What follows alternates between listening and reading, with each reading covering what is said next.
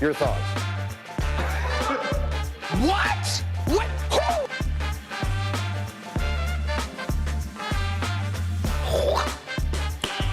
Who? Nice.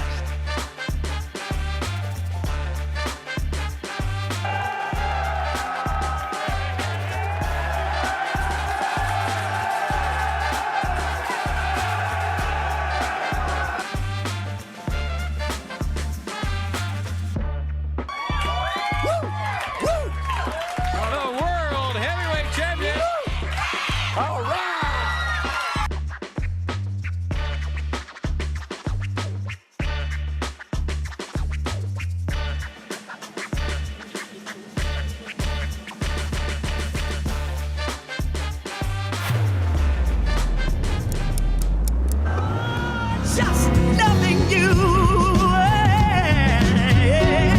If anyone should ever write my life story, for whatever reason there might be. Starting to figure this out. Technical difficulties on a fly, and that bed was still rolling. 9:03, good morning and happy Tuesday to all of you. We got a good show for all of you today. We're going to be talking to the we're going to be talking to the Home Builders Remodelers Association. Shannon Stelling will be calling in just a couple of minutes here, and then we're going to be talking to Challenge Unlimited. But then right after that, I am up and out of here because I got to head on over to the North Alton Godfrey Business Council. They got a great one today, and it's a jam-packed one at SSP. So busy morning for all of us. I got in here early, and I feel good. I got in, and I started adding events, and I was getting things done because you guys are all going to start getting emails about sponsoring business owners will, not the audience, but all of the business owners that watch us. You're going to get an email from me just about the possibilities that could await you in 2025, and I don't know, 1.5 million, 2 million people that tuned in this year. They're ready for you, and it's been a busy day. So we'll take you to top of the hour news now at 9:05. Here's what you need to know. A serious accident occurred on Sunday as a vehicle in a turn lane went straight through an intersection, colliding with an SUV in Alton. The incident took place at Landmarks in Pysall around 4:41 p.m., leading to one of the vehicles flipping on its side following the impact. Alton Police Chief Jarrett Ford reported that emergency services transported 3 individuals involved in this crash to a local hospital for further evaluation. Authorities are still investigating the circumstances surrounding the collision as the community reflects on the dangers of traffic violations. Brady N. Sand, a 26-year-old from Wood River, is facing 5 counts of burglary following a series of vehicle break-ins on September the 16th. Sand allegedly entered 5 different vehicles, including a Chevrolet Impala, a GMC Envoy, a Volkswagen Jetta, a Nissan Altima, and a Toyota Tundra with the intent to commit theft. The vehicles, predominantly registered in Illinois, were broken into without authorization. The Alton Police Department did present this case, and Sand has been granted pretrial release. It's important to note that charges are based upon probable cause, and all individuals are presumed innocent until proven guilty in a court of law. In Edwardsville, the XO Lounge has opened, offering a unique combination of a med spa, a nail bar, and a restaurant. Owner Gina Gamblin describes XO as an oasis where customers can indulge in services like Botox, facials, pedicures, all while enjoying fine dining from a Michelin star chef. The grand opening event on November the 16th promises an evening of hors d'oeuvres, champagne, and music with a focus on wellness and a welcoming atmosphere. XO aims to provide a special experience for everyone, making it the perfect destination for relaxation and rejuvenation. Also, in the region today, the FDA has issued a recall of approximately 79,000 pounds of Kirkland Signature Sweet Cream Butter due to an undeclared milk allergen. This recall affects products distributed through Costco stores where some packaging may lack the crucial contains milk warning, posing risks for individuals with dairy allergies. Classified as a Class 2 recall, the FDA indicates that while serious health issues are unlikely, temporary adverse reactions are possible. Consumers, especially in other states away from us in Louisiana, but also in our region, are urged to check specific lot numbers and best by dates to identify the affected product. Also in the news today, in a remarkable performance in the IHSA Class 3A Girls State Cross Country Meet, the Edwardsville Tigers achieved their best ever team finish, placing 8th at Detweiler Park in Peoria. Congratulations. Madison and Morgan Poplar, along with Willow Jackson, led the team with times of 17 minutes, 36 seconds, 0.10, 17 minutes, 36 seconds, 0.8, and 17 minutes, 40 seconds, 0.20, respectively. The team champions, Barrington, scored 130 points, narrowly defeating Elmhurst York and Downers Grove North. Edwardsville finished with 273 points, outpacing O'Fallon's 26th place finish.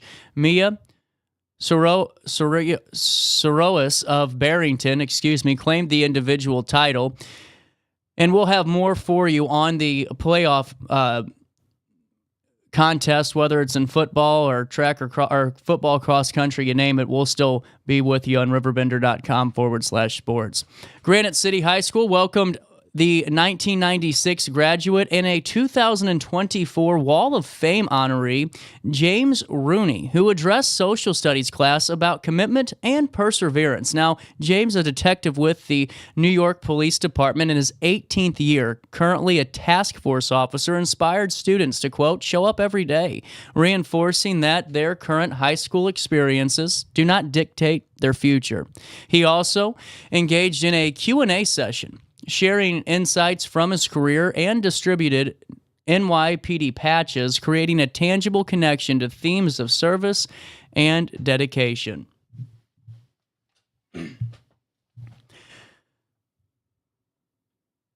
We have more for you on the Election Day referendum of the separation from Cook County. Jersey County voters did overwhelmingly express their desire to separate from Cook County, with 76% supporting this advisory referendum. The county board chairman, Gary Kruger, emphasized that the referendum was not legally binding, but aimed to gauge public sentiment on the issue.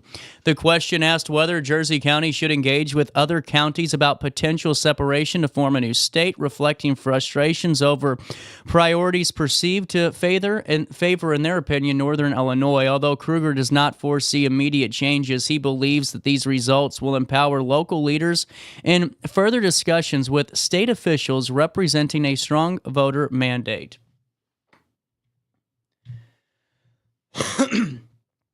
Residents of Jerseyville came together to honor their local veterans during a vibrant Veterans Day parade on the 11th of November. The parade commenced at 10 a.m. on West Perry Street, attracting a sizable crowd to State Street. The Jerseyville American Legion 492 Color Guard performed the traditional firing and taps, while colors were presented by VFW Post 4528 and the Jerseyville Marine Corps League. The event also showcased the Jerseyville Community High School Marching Band, alongside appearances from the Boy Scouts and the Cub Scouts. Despite lasting under a half hour, the parade continues to be a cherished Jerseyville tradition.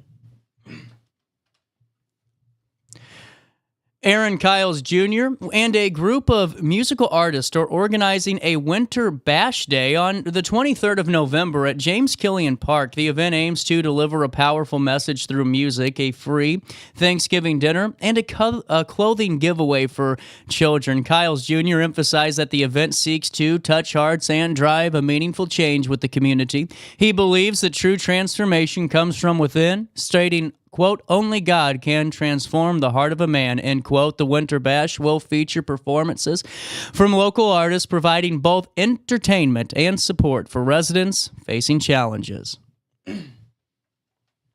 And that's a look at what's happening around the riverbed. We'll take you to weather. It's 46 degrees. It's actually, to me, I'm just going to be the first one to say it. It's cold. Not for me today. Humidity at 72%, and it feels like 48 out there. Brian, trust you can see for 12 miles, my man. Hey, today's sunny and tonight partly cloudy. Those are your only notes for the day.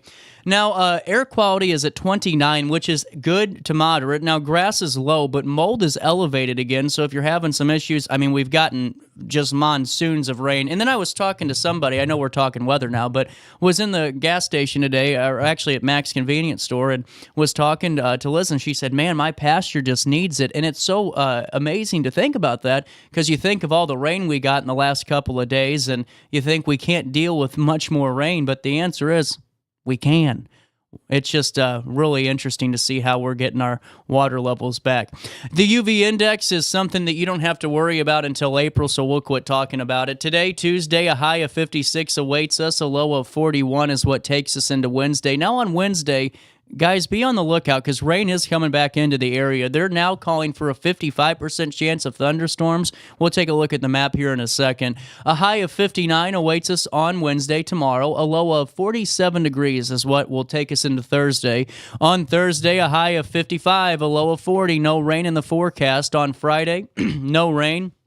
Partly sunny skies, a high of 59 degrees and a low of 39. And on Saturday, temperatures start to creep up a tiny, tiny bit, a high of 61 and a low of 46 degrees. I'm going to take a quick gander over here at our weather map, and we'll see how we're looking for tomorrow.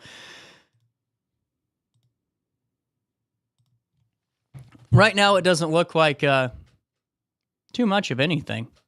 Nothing in the morning on Wednesday. A pocket. Oh, here we go. We found it, guys. All right, let's go on picture-in-picture here, and we'll look right through it together. So here you go on your screen. You can see that map, that blue. That's all. That's Godfrey. That's Edwardsville. By 11 a.m., some rain hitting St. Louis, O'Fallon, and Edwardsville. By 1 p.m., that rain kind of stays right there where it's at. But by 2 and 3, you see that whole area on your screen there just starting to kind of get all blued up, and that means we're going to get some rain on Wednesday afternoon from around 2 to 3, and then by 5, 6, 7, you can see it start clearing out of the Jerseyville area, the Alton or the Godfrey area, and then we're getting more rain by 8, 9, and 10 o'clock again. So there you go. Rain all day Wednesday, and then by Thursday morning at 3 a.m., our weather map's saying it's going to clear out.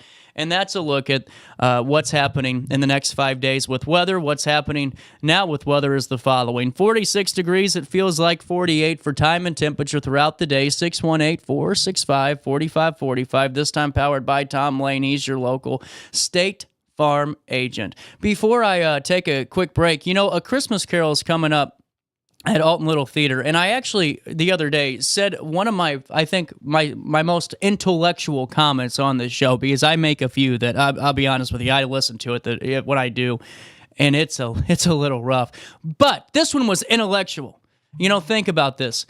Items come and go, but memories last forever. And a memory is what you're going to create at A Christmas Carol with your friends, your family, your loved ones, starting December 13th, and it runs through December the 22nd at Alton Little Theater, located at 2450 North Henry Street in Alton. You know, the evening shows, December 13th, December 14th, December 19th, and December 20th, all take place at 7 p.m. And then on December the 15th, and December 21st and 22nd, those are matinee shows, so you can go around 2 p.m. and enjoy the fun. Adults are just $22 and $18 for youth tickets, 17 and under, but this is a good one. This is a really big deal, too, for the Alton Little Theater community. This is Kevin Frake's final show with the show place after all the years of dedication, hard work, rolling up the sleeves, building those sets.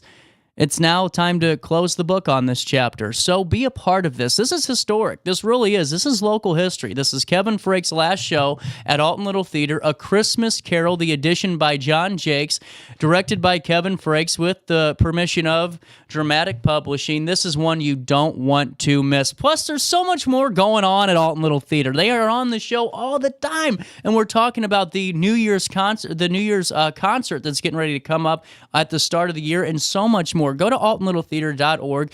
Don't just get tickets for A Christmas Carol. Check out all the other upcoming shows. There's a plethora of them. Plus, hey, while you're at it, it's Giving Month. As I said, with Lee Cox in the studio, if possible, if you do have a little bit of wiggle room or you're already planning on making a donation, open up your hearts and your wallets for Alton Little Theater. You know, I'm telling you, this place is historic for a reason. The best entertainers, the best performers from the region coming together and putting on show after show that is turning heads. They're on a hell of a run, and you can join them on the fun at altonlittletheater.org or call the box office at 618-462-3205. We'll take a quick break. Daily Show continues right after this. Cause you see, I'm a dinosaur. I should have died out a long time before. Have pity on a dinosaur. Hand me my hat. Excuse me, man, but where's the door? Since 1993, Sparks Junk Removal is always adapting to the needs of our clients. That is why we now offer weekly trash pickup for selected areas. Plus, we offer driveway-safe rubber-tired dumpster rental. Give us a call today at 618-781-1407 or visit us at sparksjunkremoval.net. Life's better when you're under the American Family Insurance roof because they know your house is home base for their dreams. Whether it's a kid like me aiming for the big leagues, ready, future rocket scientist, or a budding prima ballerina. When you feel totally protected, your family's free to pursue their dreams. She's good. Let's go. American Family Insurance.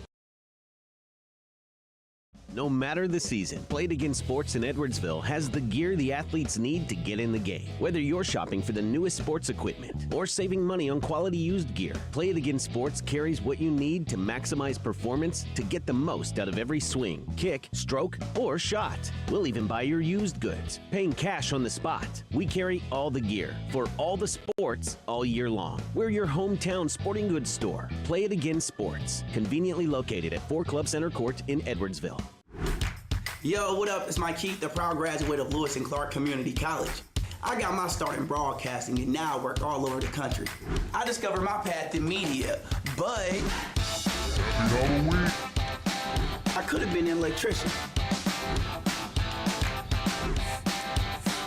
Or I could have been a nurse. Maybe not.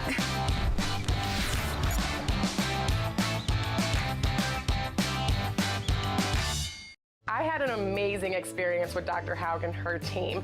I came here when I was 10 years old to get my braces on. Now I'm 28 years old, braces off, and I get so many compliments on my smile. It's helped me thrive in my career as a news reporter, and also as Miss Missouri USA, I took the stage with confidence, knowing my smile was gonna make me look like $1 million. I've never felt better and more confident because of my smile.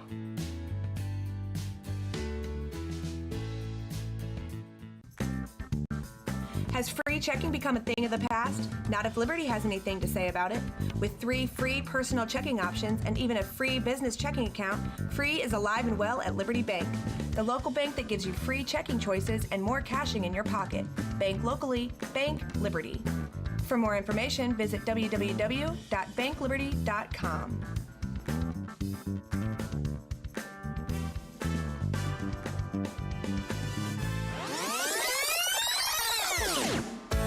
Welcome back to our daily show. Here's CJ. Give me one reason to steer, and I'll turn right back around. You can see me turning. Give me one reason to steer, and I'll turn right back around. You can see me turning. Said I don't wanna leave you lonely. You gotta make me change my Welcome back, 921, little bit of change. Here's what's happened on this date in history. On this date in 2018, one of the legends, American comic book writer Stan Lee, who helped create such iconic characters and teams like the Fantastic Four, Spider-Man, the Avengers, the X-Men for Marvel Comics, died on this date in history at the age of 95. In 2011, as Italy struggled amid that Eurozone debt crisis, Prime Minister Silvio Berlusconi submitted his letter of resignation, and 4 days later, he was succeeded by Mario Monti on this date in 2011. On this date in 1994, sprinter Wilma Rudolph, who overcame crippling childhood illnesses to become the first American woman to win the 3 track and field gold medals in a single Olympics, died in Tennessee on this date in 1994. What a legend Wilma Rudolph was. In 1980, the U.S. space probe Voyager 1 reached Saturn. How cool is that? On this date in 1980. In 1971, Arches National Park, a desert area of sandstone and formations in eastern Utah, was established. The region had been designated a national monument in 1929, but national park status on this date in 1971. On this date in 1954, the Immigration Reception Center at Ellis Island, which processed more than 12 million immigrants, was closed on this date in 1954. On this date in 1931, Abbey Road Studios in London, and was later made famous by a couple of kids called the Beatles, who recorded most of their albums there, but Abbey Studios was opened on this date in 1931. Let's see. Okay, final one for you. In 1883, the Great Lenoid meteor shower, in which hundreds of thousands of meteors were observed in one night, was seen all over North America, initiating the first serious study of meteor showers. That happened on this date in 1833. I always find those things little interesting. You know, hey, we'll go back from the bottom and work our way up to the top. In 1956, on this date of music history, Johnny Ray was at number 1 on the UK charts with "Just Walking in the Rain." It stayed at number 1 for 7 weeks, making it that year's number 1. And it was written in 1952 by Johnny Bragg, Robert Riley, and that were 2 prisoners at Tennessee State Prison in Nashville after a comment made by Braggs as the pair crossed the courtyard while it was raining. On this date in 1966, the Monkees debuted, started a 13-week run at number 1 on the album's chart, and sold over 3 million copies of their album in 3 months. That's incredible. On this date in 1977, the Sex Pistols went to number 1 on the UK album chart with their debut LP, Nevermind the Bollocks. Here's the Sex Pistols, the punk group's only number 1 album. The album was met by a hail of controversy upon its release. First, problems involved the allegedly obscene name of the album, resulting in the prosecution of the manager of the Nottingham Virgin record shop for having displayed it in a window. More outrage was sparked by the lyrics of the songs God Save the Queen and Anarchy in the UK. In 1983, Bob Dylan's Infidels album reached its highest position on the charts when it peaked at 9. Dylan's 22nd studio album was co-produced with Dire Straits guitarist Mark Knopfler, and Dylan also approached Elvis Costello, David Bowie, and Frank Zappa as possible producers. Now, let's see. U2 started a 6-week run at number 1 on the U.S. albums chart with their 6th studio album, Rattle and Hum, which went on to sell over 14 million copies. The Spice Girls, on this date in 1997 were at number 1 on the UK albums chart with their 2nd album, Spice World. The album became a huge hit worldwide, lengthening the so-called Spice Mania fever at the time. It produced 4 singles, of which saw commercial success and now have sold over 20 million copies worldwide. Destiny's Child started an 11-week run at number 1 on the U.S. singles chart with The Independent Woman, Part 1, taken from the group's 3rd studio album, Survivor. The song first appeared on the soundtrack to the 2000 film, Charlie's Angels. Die-hard Beatles fans on this date in 2002 were fuming, flipped their lid. They were livid because Paul McCartney altered the songwriting credits on his back in the U.S. 2022 album, changing them to McCartney and Lennon, which were originally Lennon and McCartney, so they were a little upset about that. Let's see. That'll do it on this date in history. So I got to be honest with you. I, like you guys, have just this month is flying by. I mean, I looked down, and whenever it said November 12th, my heart started pounding a little bit because that means I got some stuff to do before Christmas and get gifts and all these things. I actually thought, just being honest with you, at 9:30 in the morning, that it was the third Tuesday of the month, and it's only the second. So Shannon will join us next Tuesday. But there's some really good stuff in this conversation I'm going to play with you from Shannon, and they're such a big supporter of us that I want to make sure we play it anyway. It's there, I already gave him the time. So this is a conversation with Shannon Stelling. We're talking about a really big project for the Home Builders Remodelers, plus ways you can be a part of the organization. And next week, Shannon will join us to truly break the ice in all the details on this really just incredible project they're doing. So we'll play that for you now. This was from a couple of weeks ago right here on our daily show. Happy Halloween from Riverbend. The things that are going on and taking place. We've got a lot to talk about today. A lot of good things. Yes, a lot of good things. Well, and Shannon, it's really an exciting time, too, because, and I wanted to ask you this, right off the bat. I was going to ask you this, actually, before we came back, when we were in break. But whenever the election goes on, how important is it for you all at the HBR to stay focused on, all of the candidates, just because you never know, how those can shake out at the end of the day and, who's going to keep supporting the trades and what their, platform is? Is it really important to do that? Correct. Yes, it is. It's a big priority for our association locally and the National Association of Home Builders. We're very engaged with candidates, whether they're Republican or Democrat, because, again, housing should not be a political issue. And we're constantly having conversations with candidates at the local level, the state level, and the federal level to say, okay, the bills that are going to come up in this next year that can affect housing, we need to know where you stand on it. And where do you stand on things that are going to add cost to housing? So we're doing that on a constant basis. An example is tonight in Clinton County at Turf. It's a bar restaurant. We're going to have a town hall meeting there, the HBR is. We've got about 8 mayors from Clinton County, and then Charlie Meyer, the representative for that area, that will be there. I just talked to Charlie the other day. Charlie's a good guy. We were talking about the cupcake law that came out of Troy. Yeah. But, Shannon, what's led to a little bit of an uptick, that you've been seeing here the last couple of months during the summer is, can you pinpoint it to one thing?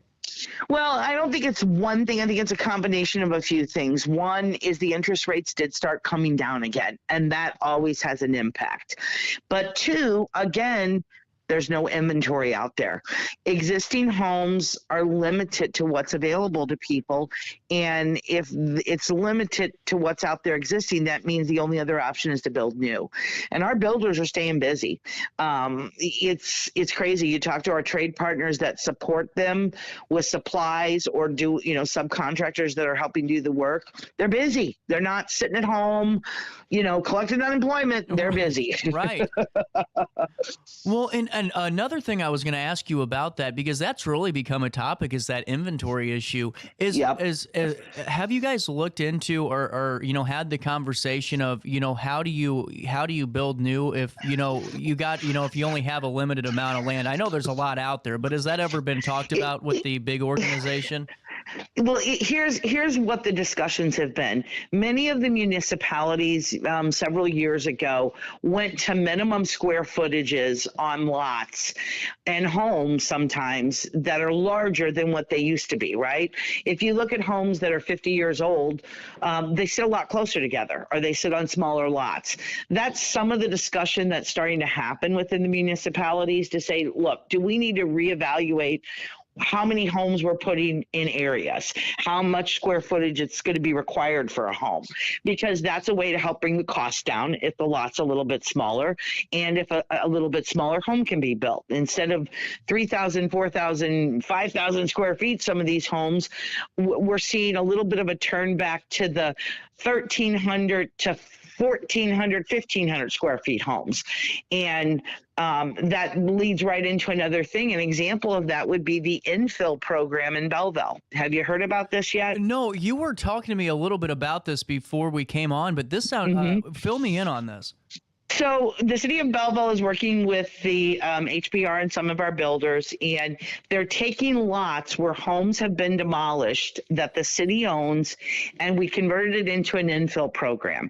And we're building new homes, brand new homes in communities that haven't seen new construction. One community, it's been over 100 years in Belleville since there was something new built in that community. Whoa. Another community and area, it's been 50 years. So what that does is it brings a new home to the area. That impacts the value of all those homes around it. It shows new excitement happening in that community and neighborhood, and it's bringing families in to homes that are affordable, because these homes in the infill program, you know, for a 1,300 square foot, 1,400 square foot home nowadays, you're looking at $400,000, you know, to build a new home. Well, we're building these homes in the infill areas because there's no lot cost associated with it, because we're able to purchase it, the builders are able to purchase it for $1 from the city of Belleville. And they then put a home up there, and people are able to get a new home for around $230,000 to $245,000 or $50,000, where they couldn't touch that home, you know, for that price in other areas. Yeah, it's they've already built, I believe 8 are completed already, or in the process, I should say, of being completed. And there's several other lots to continue to do this with. And it has opened up dialogue with other municipalities. We just had a meeting with the city of Granite yesterday about this exact program. And there's other municipalities to start engage about it. Why not put homes and create opportunities in those areas that aren't bad areas in the towns? It's just an individual's not going to come in and pay high dollars in an older area for a lot. They're just not going to do it. Now, and my question is on this, would this kind of go into the line, because we're seeing a lot of, and especially at a time, not really at this point anymore, but there was a period in Alton where we were seeing drug houses and vacant houses getting torn down left and right. Is that where that program could really fill that void of not just... Exactly. Okay. Exactly. Cool. Okay. It's, you know, let's clean up our community. Let's clean up the area by putting a new home there that's affordable for a family. In Belleville, a lot of the areas surround the downtown area of Belleville. Well, that helps business in Belleville. We're bringing new families in, and new people to, you know, go and patronize those local businesses in a downtown area. And it's something that's on my list to have conversations with the city of Alton as well. Well, that's good. Well, and the thing is, though, it gives people, Shannon, just from my takeaway, just from it's the power of owning a home when you never would have that option. Because this renting thing, if people rent now, they're never going to own a home. You can't afford it. No. How can you afford rent plus saving money for a down payment on top of it? People are struggling. No way. Just to pay their rent every month. Rents are out of control since COVID. And it's, you know, young people especially have lost the American dream vision of owning a home someday. They've kind of given up on it. So we are constantly, as a national association and as a local association, working on ways that we can change that narrative. And it's not going to happen overnight. You know, it's not going to be snap our fingers and the miracles happen. But we have to continue to look at these kind of projects and programs to say, how can we keep moving forward? Now, my question is, can you use this program? Like, let's say I use the infill program, and I also know that, let's just say that you get this going in Alton, you know, just to help my situation. And I know that Madison County has a first-time homebuyers program. Can I use the grant from Madison County and be a part of the program? It's very possible. It's a matter of working all the details out with each municipality is set up differently to what kind of incentives they have available, to what kind of structure can be done. So it's a community conversation, but more than likely, yes. An example would be I'm sorry, I lost my train of thought. I'm getting a beep on my phone. In the Belleville area, we've had some incentive given because some of the homes are union built homes, have even been given by the union to the homeowner. So there's all kinds of incentives and things we can do. Another thing is their taxes can be, if they're part of an enterprise zone, if that home sits in an enterprise zone, they may not have to pay real estate taxes or all of the real estate taxes for so many years. So there's all kinds of things like that each municipality has in place, and then we work with them to coordinate that and work out the arrangements between the builder and the community, and then with the homeowners. This is really a great program, Shannon. I mean, I like this a lot. I mean, this is one that, because it's one of those where people need to have some type of motivation to do this. I mean, there's got to be, there's got to be some. Help me out. Right. It's a help me out. Help me take that next step. So. Well, and sometimes, that could spearhead someone to work a little bit harder, or find that better job, you name it. Now, at HBR, I'm sure that you guys are not only, managing and watching and monitoring the election and the results, and not only that, the consolidated that happens next year, but in the spring. Yeah. Mm-hmm. But the big thing I was wondering too is, how are you guys staying up to date on all this technology that keeps just coming out every second? You know what? What's incredible is that we have the National Association behind us out of Washington, D.C.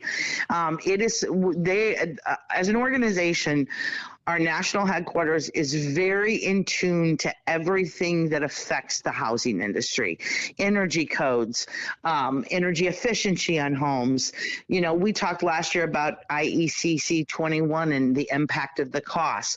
Well, 24 has just been released, and we're very hopeful that 24 is going to go into effect very quickly in Illinois next year, and it's going to help bring down some cost on those homes again, but yet still be even more energy efficient than the previous code.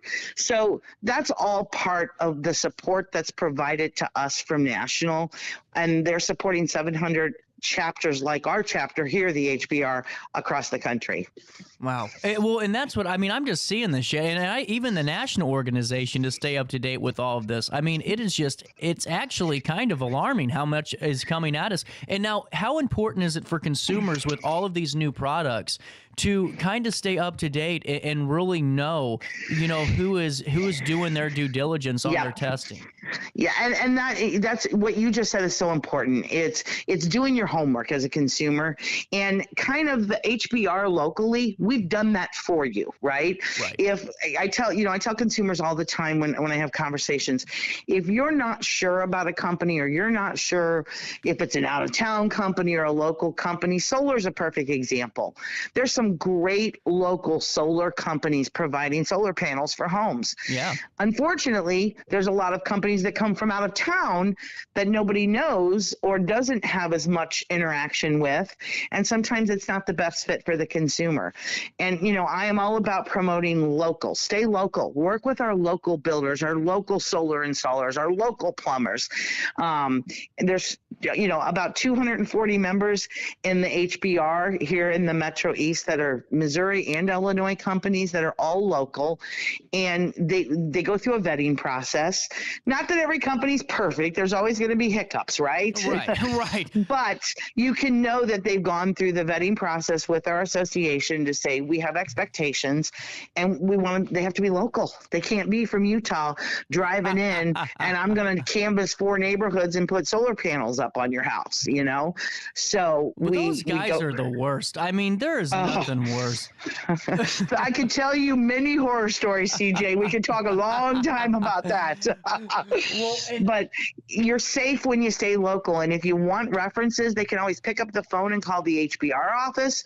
They can go to our website. There's a directory there of all of our members. I think it's really good to point out too. I mean, what you guys are doing, especially with the directory, is, I think, in a way, raising awareness to young people about the job opportunities or just the potential that could be if they decide to go down a trade path. Yep. And the trades, last year when you and I started talking, we were just starting to crack that egg, right? Mm-hmm. Where the public was becoming more aware of how much of a need there were. We have come leaps and bounds in the last year. People are getting it. Politicians are getting it. And there's a couple of examples I'm going to give you. We were fortunate enough here in this area. There was a $25 million grant given to the Collinsville Area Vocational Program, which is CAVC. And they are building a brand new, expanding their trades programs and technical programs, brand new building across the street from the existing high school campus. And we also got $10 million added to the budget to support trades throughout the state of Illinois. So the trade jobs are there. If there's anybody looking for a job, even if you don't have the experience or the training, the unions will provide that for you. Whether you're going into the electrical union or the plumbers union or the carpenters union, painters union, welding union, I can go on and on and on. They will provide you the training you need, and you get paid to do a job at a very good wage at the same time. Well, and that's why, to me, this is, so many people always think, college, I gotta go, which is, hey, for some people, I get it. That's right. Mm-hmm. But not everybody's built for college. Nope. Take a chance. There's so many different trades out there. And now, are you guys monitoring the AI kind of craze here and what it's doing to trades? To kind of, is it going to streamline some of this? Is it going to make you know what it does is it streamlines some of the processes. It streamlines some of the equipment that's being used. But AI is never going to replace the craftsman. Right. It's not. You still have to have a skill set. You still have to physically touch that wood. You still have to physically weld that seam. Will it have an impact? Yeah, it's going to have an impact like is going to have on every industry, but it's not going to have the same impact in the trades because it still takes people to do those things. We're seeing it more on the design side, the architectural side, and that really makes sense because that's all computer-based, right? Everything. Right. And there's a lot more capabilities for those people in those arenas with AI and the different things that can be done. With what you're doing now with the HBR and just some of the folks you've talked to, I know that you have chances to talk to students. What are their where are their interests kind of gauged at right now in terms of specific industry? Is it electric? Is it what are they kind of wanting to do? We're seeing a big surge in aeronautical, which is also part of the trades. Wow. And that's got to do with some new programs that Boeing and two other aeronautical companies have set up shop in St. Clair County near the base. Manufacturing's on the rise again, tool and die cutting. When I talk about manufacturing, designing the machines that make the parts, designing the parts themselves. And we're seeing a rise on the hands-on trades, electrical and carpentry also in the building area and electrical. So it's funny because last year talking to students, I'd get one that would raise their hand. This year already, this school year, I'm getting 3 to 5 kids raising their hand that they're interested in the trades program. That's so it's awesome. starting to catch on, we got to keep talking about and having those conversations though. These kids don't realize the great wages they can earn and have no debt. Exactly. No college debt over their head. So if they start at 18 years old when they get out of high school and they put their 20 years or 30 years in, at 58 years old, if you got 30 years in, you can retire. Right. Right.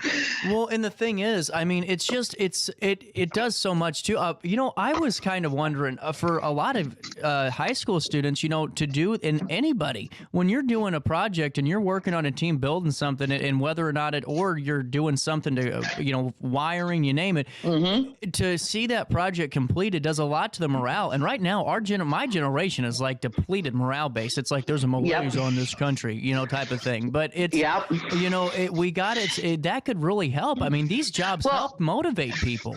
Well, and it's funny you say that, because when you talk to my builders and contractors and even electricians that have been in the business 30 years or more, they say that they still drive through neighborhoods and go, yep, I helped build that house. Yep, you see that restaurant over there? I did the wiring on it. And they remember, and there's a pride that goes along with it. And it's a physical thing that you can always reference back to. And think about people that build homes, the stories and the families and the memories that are developed over generations sometimes in those homes. And those builders, they're proud of that. There is a pride that goes with it, and that's exciting, and it's something that we need more of. Well, and Shannon, I know that you're busy and we got to keep moving, but before I let you go, Home Expo 2025, my apologies. Yeah. We're already got the dates planned. Yeah, it's March 7th, 8th, and 9th at Belclair Fairgrounds. We'll have about 150 to 160 vendors there. We're going to have pet adoptions again. There's going to be prize giveaways. It's free for the public to attend. There'll be performing groups again on our main stage. There's a lot going on. It's an event. It's a family event, and it's filling up fast. We're probably going to be sold out for this expo for vendors by, I would say, December. So if there's any vendors out there that you're thinking about doing this Home Expo, we had about 10,000 consumers come through the door in March of 24. We expect that same kind of participation this year. If you're thinking about getting involved in the expo, you need to do it quick. Contact the HBR office at HBRMEA.org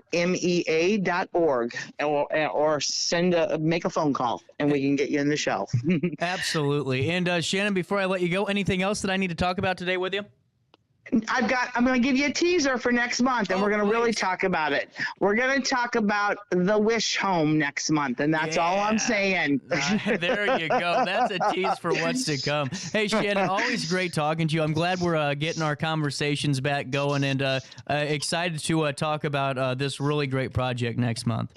Sounds great, CJ. Thanks for having me. No problem. 9:52, a little bit of change. We'll take a quick break. More Daily Show after this. Welcome back to our Daily Show. Before we take that quick break, I wanted to fill you in. There are some reports coming out of the Edwardsville area that there is a major power outage. I just saw from Borden Dental Arts, just was about 9 minutes ago, Edwardsville area lost power. Not sure how long.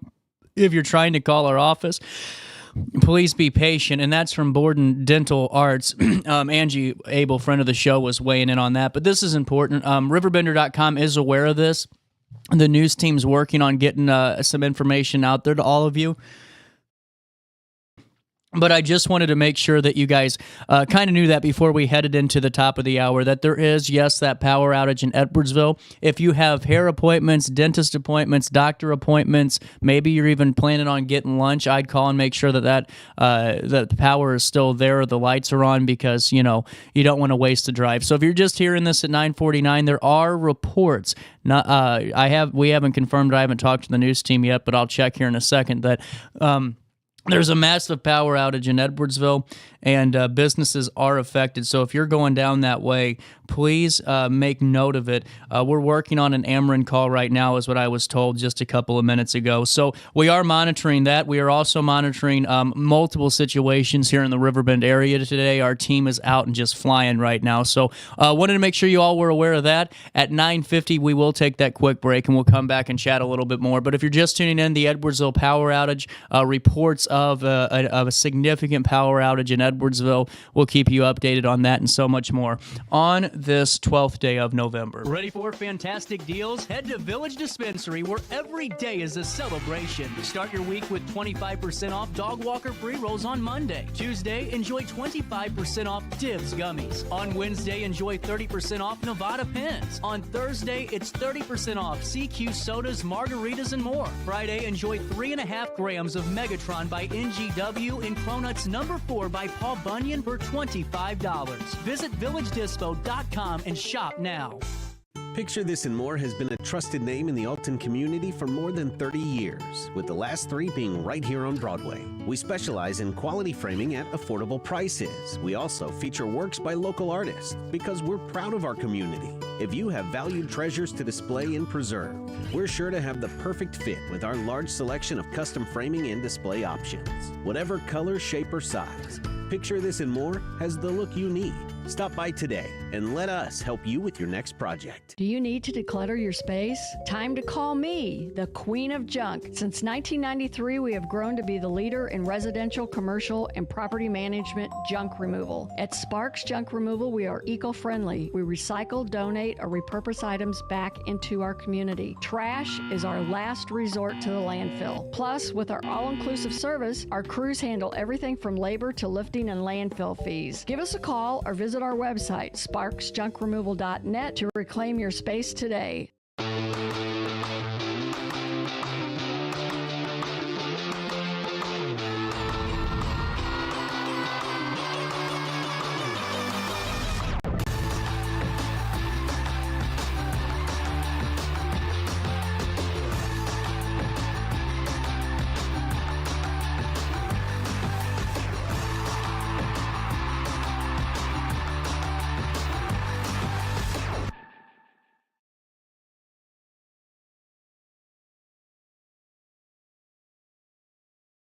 Looking for the best barbecue in Madison County? Head over to Carver's Barbecue in Godfrey, Illinois. From loaded barbecue nachos to mouth-watering pulled pork, brisket, ribs, and more, Carver's serves up award-winning flavors you'll love. Family-owned, Carver's is all about fresh, made in-house dishes served daily. Come visit us at 2716 Groveland in Godfrey, or give us a call at 618-467-9999. Order online, get it catered, or stop by for the best smoked meats around. Where great flavors meet family tradition, you'll find Carver's Barbecue.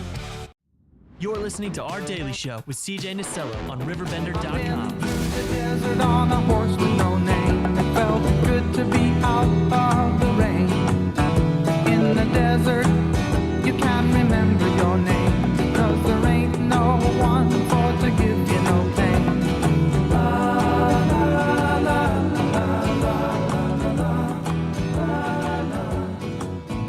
Good evening. Okay, sorry, wrong show. 9:53. That was the. I always play that song. I used to play it when Hartman would call in, and that's what would be the intro. It would be Horse with No Name and Good Evening St. Louis, but good morning Alton. 9:53. You know, a couple of things I wanted to share with you. As the winter is starting to approach, and we kind of lose sight of it each and every year, and we do this all the time because every year, how many times have you heard this in the grocery store, at the dinner table, wherever you go, that someone goes, man, we got so much snow this year. I mean, I haven't seen a winter like this in a long time. Little do they know it was 10 times worse the year before, right? So there's always things that could happen. What I think is really cool is that Sydney filled us in on this great story. We don't have time for it in top of the hour, but I wanted to get to it now. So local teachers recently gathered in Edwardsville for a conference about teaching driver's education, complete with a demonstration from Ameren. This is really cool. Listen to this. So over 30 driver's ed instructors attended the Region 9 Driver Education Workshop on November the 1st at the RP Lumber Center in Edwardsville. Jennifer Brown, the Illinois High School Driver Ed Associate President, noted that importance of driver's ed and the value of collaboration between instructors. This is 100% everything, Brown said.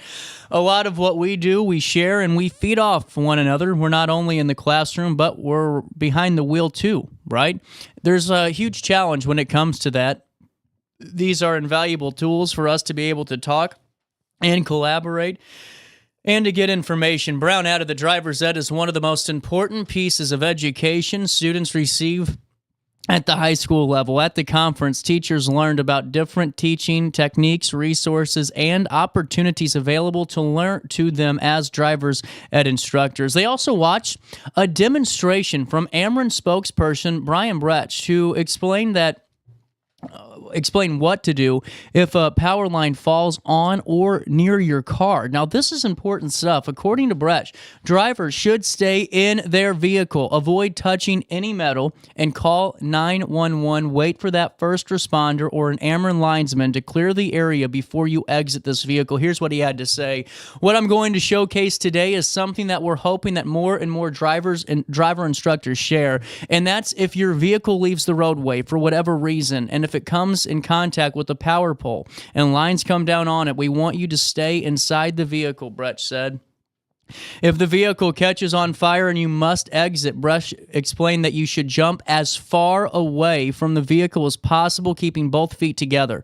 Then bunny hop or shuffle away from the car. If there is a power line on the road, you should turn around and go a different direction, as you can cause more damage by driving over the line. Brush also pointed out that even if you think a line is not electrified, it's best to wait for an Ameren linesman to tell you for sure before you exit your vehicle. He gave this presentation to a driver's ed class near Champaign, and a few students were in a car accident not long after. Because of this Ameren presentation, they knew what to do, and they stayed safely in their vehicles, which likely saved their lives. Seriously. The main point that I want to drive home is if something lands on your car that looks like a power line, stay inside. Then the tip is to call 911 and let the first responders get there. They will keep the scene safe. They will also call us. For more information about what to do if a power line falls on or near your car, or to learn more about Ameren, Illinois' demonstration for driver's ed classes, you can visit RiverBender.com/Illinois. To learn more about the Illinois High School Drivers Ed Association, you can visit the IHSCDEA.org. And some interesting photos here. This is, I wanted to share this with you if it's okay. This is Brian Bresch demonstrating. Here, let me put this picture in picture. This is Brian. You can see it on your screen here. He's demonstrating that kind of bunny hop technique to jump as far away from your vehicle as possible. And it's those things, guys, that you don't realize are so important until they are, because you never know until it happens to you. And just a great presentation, a great write-up I wanted to share with all of you at 9:58. Hey, while I have you, do you have your smoke? You know, just be direct. That's what I'm trying to figure out. If you don't, let me tell you where to go get it. Village Dispensary. You know, Village...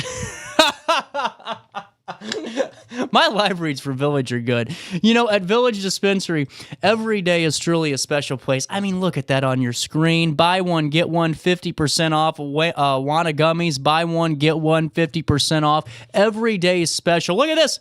An ISO pop-up. That's coming down the pipeline today from 3 to 6 p.m. where you can learn about products. It's Tasty Tuesday. Buy one, get one, 50% off edibles, but every day special. Yeah, the website's scrolling by you now to entice you to place your order, but I think it's really important. Look at that button right there where it says Order Now. There's a button to the left of that says Community. Community is so important to Village Dispensary's mission. I'm telling you what, they have their canned non-perishable food drive going on right now, where you can bring in 5 to 7 or 700 cans of non-perishable food items.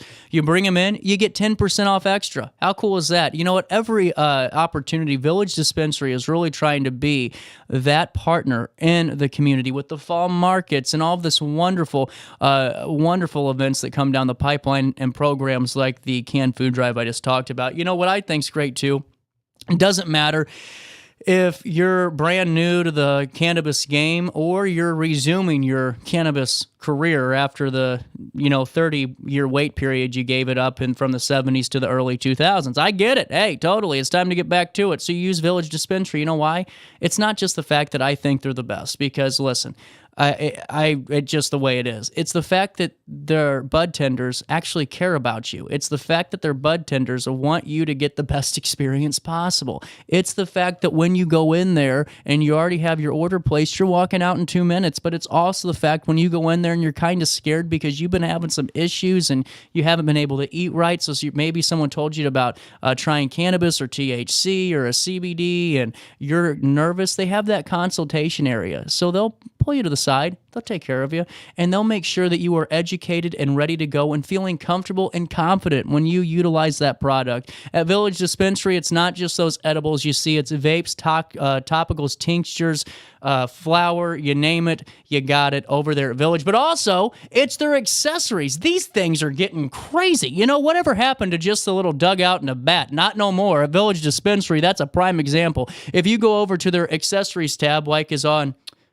that home screen, you can see all those wonderful new products too that are on the line of accessories. You know, Locally owned, community built, and all about quality and all about your experience. Village Dispensary is here to make it the best day possible for you. Every day special when you walk into Village, and don't forget to go to this website. They got an inventory that'll make Snoop Dogg jealous. VillageDispo.com, and don't forget to tell them you know who sent you over their way. Life's better when you're under the American Family Insurance roof because they know your house is home base for their dreams. Whether it's a kid like me aiming for the big leagues, ready? Future rocket scientist, or a budding prima ballerina. When you feel totally protected, your family's free to pursue their dreams. She's good. Let's go. American Family Insurance.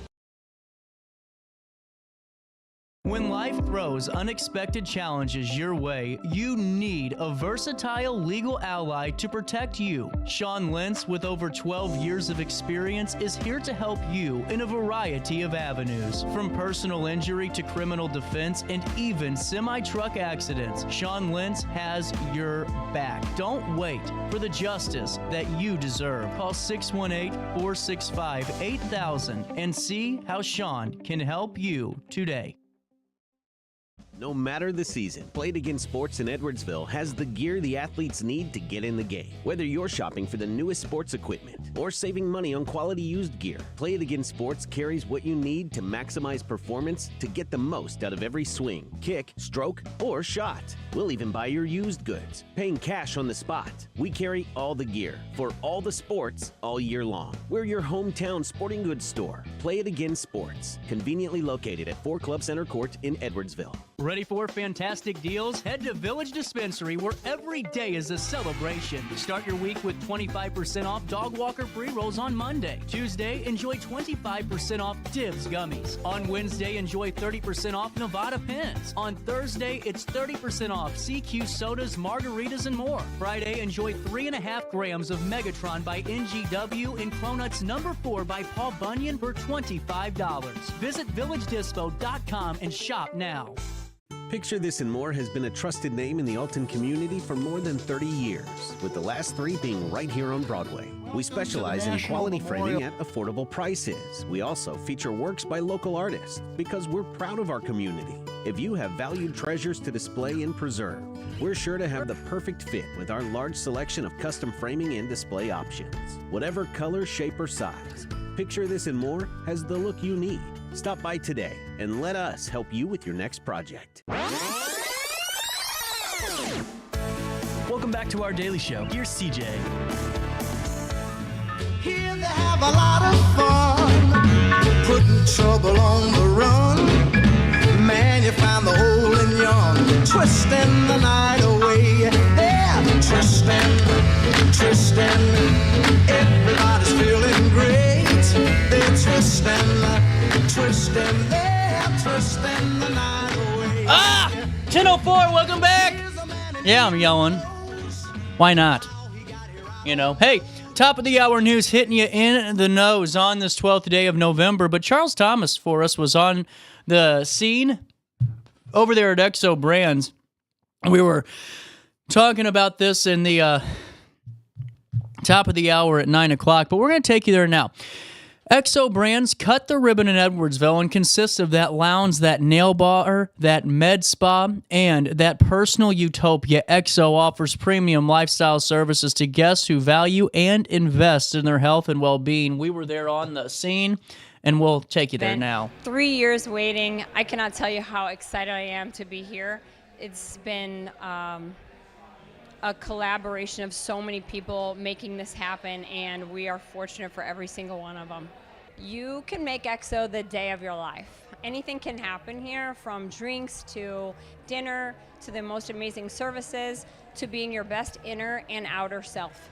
You walk in the door and it's an immediate oasis. From the kitchen to the bar to the med spa, I think we've got the best of the best, truly. We've relocated our chef from Switzerland, and he is a Michelin star chef. He is unbelievable. Our technicians are top of the line. Our bar staff is out of sight. Truly an oasis, a utopia in which only one could dream about.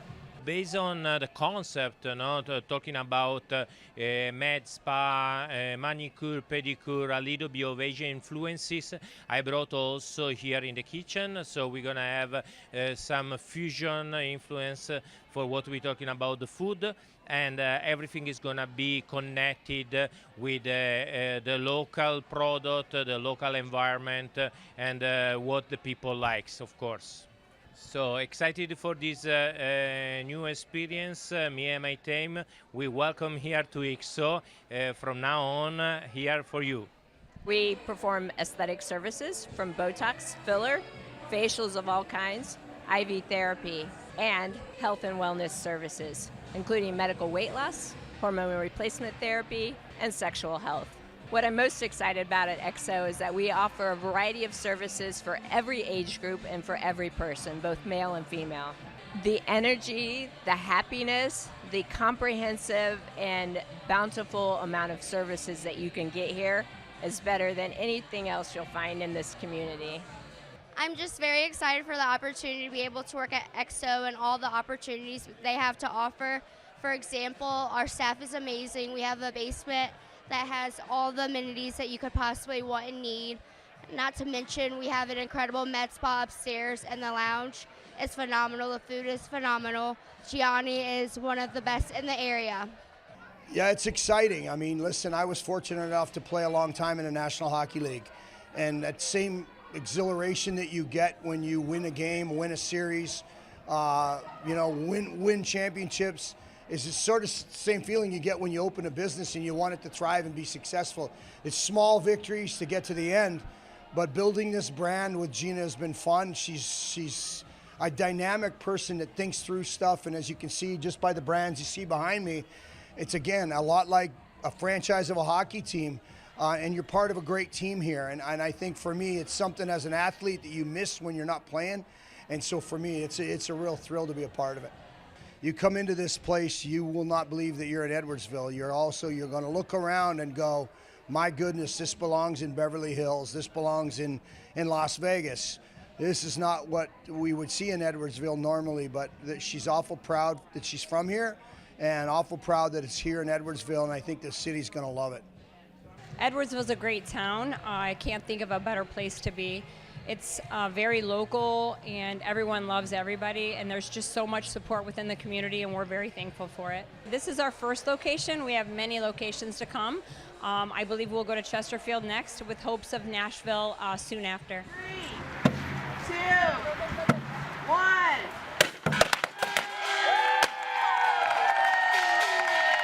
How about that ribbon cutting? Oh, congratulations to all of them. I got to do a remote there. Are you kidding me? Can we just go back for a second? Hold on. I know we're in news, guys. I get it. But I just saw... Could you imagine, okay, just picture this, doing a show right there. That is absolutely beautiful, and that's right up there in Edwardsville. Congratulations to XO for the grand opening and RiverBender.com. We wish you well. Also, in top of the hour news at 10:09, this is one that many people followed because you could have possibly been affected if you were one of the 5. Brady in Sand, a 26-year-old from Wood River, is facing 5 counts of burglary following a series of vehicle break-ins on September the 16th.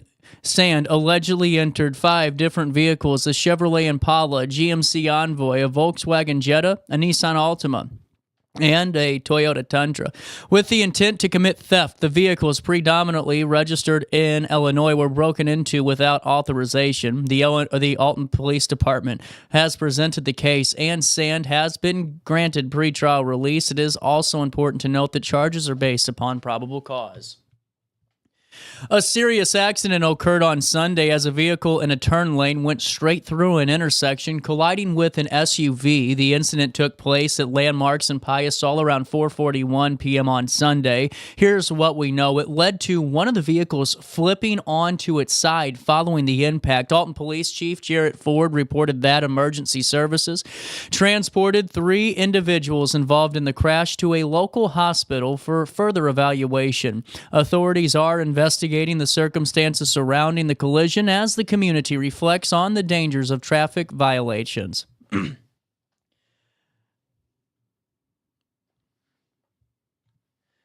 We have a little bit more of a follow-up for you regarding the Cook County advisory referendum. On Election Day, we spoke to Jersey County. Voters overwhelmingly expressed their desire to separate from Cook County, with a 76% supporting the advisory referendum. County Board Chairman Gary Kruger emphasized that the referendum was not legally binding, but aimed to gauge public sentiment on the issue. The question was asked whether Jersey County should engage with other counties about potential separation to form a new state, reflecting frustrations over state priorities and the perceived favor of Northern Illinois. Although Kruger does not foresee any immediate changes, he does believe the results will empower local leaders in future discussions with state officials representing a strong voter mandate. Let's take a look at weather, shall we? 49 degrees. We do have a breaking news alert for you. We'll take you right back into news. A vehicle crash has left the Madison County Courthouse and Administration Building without power, affecting operations in the area. The incident, reported to Ameren, occurred around 9:20 a.m. on Tuesday when a car struck a pole near the Wanda substation, resulting in the loss of electricity for approximately 7,700 customers in the Edwardsville area. Cynthia Ellis, a spokesperson for Madison County, confirmed that while the Criminal Justice Center remains operational with generator power, the main courthouse and administration building are currently without electricity. Brian Brecht, a spokesperson for Ameren, stated that crews are engaged in the situation and are assessing this damage. Here's a statement. We had just received a report of a vehicle crash that struck a pole at the Wanda substation right off Route 255. Brecht added that the utility company is working to reroute power and restore service as quickly as possible. The cause of the crash is under investigation and no injuries have been reported. But if you're just tuning in, we do have more for you on that Edwardsville power outage.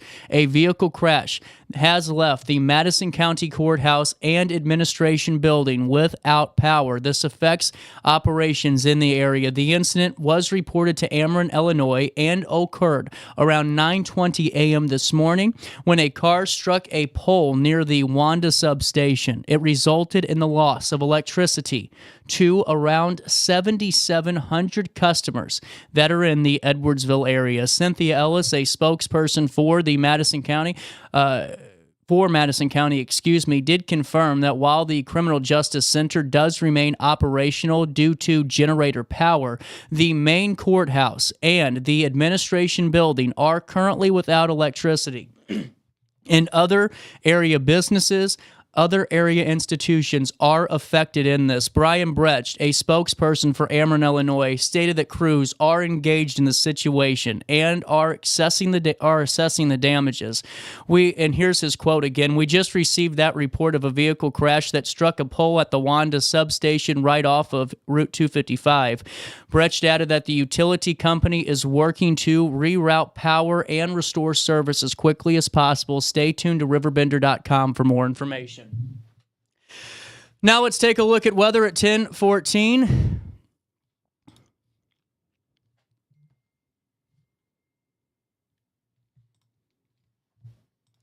"49 degrees. It feels like 50. Man, my phone's a dinging today. Oh, man, I'm full of energy. All right, here we go.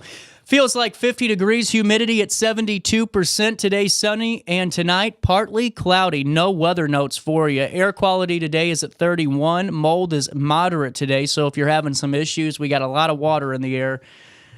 That could be why. Other than that, air quality is looking okay. Hey, temperatures will reach 56 degrees today. They will drop down to 41 as we head into Wednesday. On Wednesday, we just talked about this. We are getting rain. They just bumped this back up to 65% chance of thunderstorms. It's going to keep teetering and tottering until the day gets here. A high of 59 awaits us tomorrow, a low of 46 degrees. But I wanted to bring you, before we look at the next 5 days, into that Wednesday weather map for all the rain and thunder that we're going to be getting, because it's a little bit of a different situation. This is, we'll bring you picture in picture here now. This is the Alton Godfrey area, and we're going to see if we can blow that up a little bit more so we can see a little bit more clear. There is our Riverbend coverage area, and as you can see, this is Wednesday at 5 a.m., 7, 8, 9, 10, 11. You start to see some pockets by the afternoon. We'll go back to that. You start to see that overtake the area. So here's what happens. The rain sticks around, and it stays until about Thursday morning. So that's a look at just the rain patterns and what we could expect tomorrow. On Thursday, no rain in the forecast, a high of 55, a low of 40, partly sunny skies. On Friday, another round of partly sunny skies, a high of 59, a low of 39 as we head into Saturday. On Saturday, the 16th day of November, a high of 61 and a low of 46 degrees. That's a look at the next 5 days. Here's what's happening now. It's 49 degrees in downtown Alton at 10:16. It feels like 50 for time and temperature throughout the day. 618-465-4545. This time powered by Bounce Back, Rehab, Recover, and Return Home. Before we take a quick break and look at downtown Alton, let me fill you in on the queen of junk and now the queen of trash. Denise Sparks is on fire, and those purple trash cans just keep popping up. It's like a multiplier. It's like an exponent on that trash can. 2 turns into 4, that turns into 16, you know? See what I did there? I learned exponents in middle school, right? Or elementary school, right? There's a reason that people call Denise Sparks, and the reason is that she answers the phone. It's that simple. Really that simple. You have a problem, you aren't put on an expedited chain and you're waiting 3 months to hear back from somebody. You're dealing with it now. And that's what I love about Denise Sparks and Sparks Junk Removal and Hauling, because there's times, folks, where it's so hard for me to rein it in here and not give you my true 100% raw, unfiltered opinion. But with Denise Sparks, I can honestly say that no matter what, if, let's just say she said, CJ, hey, let's take a pause on the partnership and the sponsorship, I'd still brag about her because that's how good she is at what she does. For 30 years, this woman has been the queen of junk, and she dominated that industry. She can do it still for you. If you have some apartment complexes that you're getting ready to overhaul and you need a good junk removal company, she's the one. Or if you have a hoarder situation, she's the one. Or if you have that hot tub that's been broke since 2007, she's the one. Or if you have a bunch of broken down furniture that you need to get out of that basement because your kids used to hang out there in high school and it's been 20 years, she's the one. She's also the one for weekly trash service. Are you getting the tagline here? She's the one. And you can go to sparksjunkremoval.net and be on the team with the one, the number one individual in junk hauling and trash removal services. That's Sparks Junk Removal, sparksjunkremoval.net, and reclaim your space today. Man, that was solid. Gosh dang, I am rolling today. Here we go, downtown Alton. More after this. I'm gonna sing it to my friends when I go round in circles, when they fly high like a bird up in the sky. When it go round in circles, when it fly high like a bird up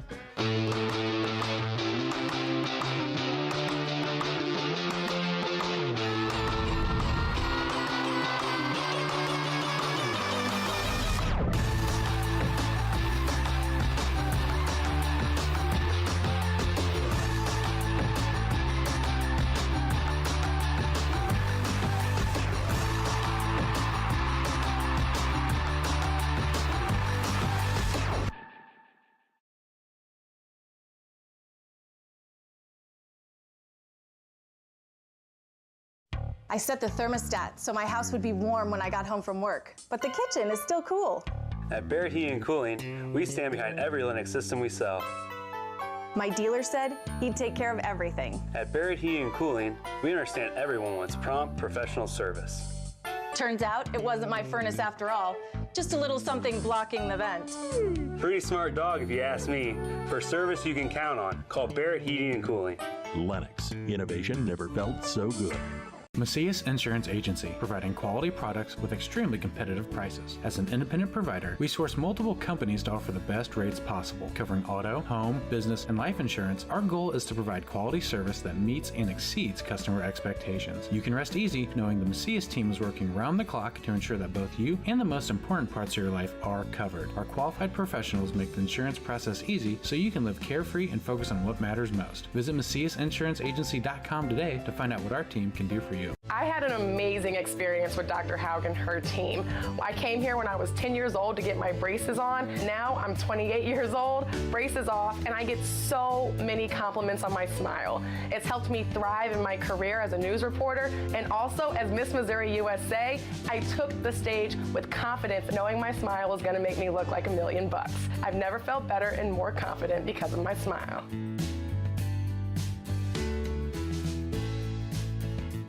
You won't find a better health club than Nautilus Fitness Center. More cardio, more free weights and equipment, more classes, a swimming pool, and more. If you're serious about your health and want to make a change, then stop thinking about it and visit Nautilus Fitness Center on Industrial Drive in Alton. Don't fall for the hype you get from the other health clubs. Nautilus is the Riverbend's premier health club. Has been for years and will be for years to come. Get to Nautilus Fitness Center and get started on a healthier new you. You're listening to Our Daily Show with CJ Nasello on RiverBender.com.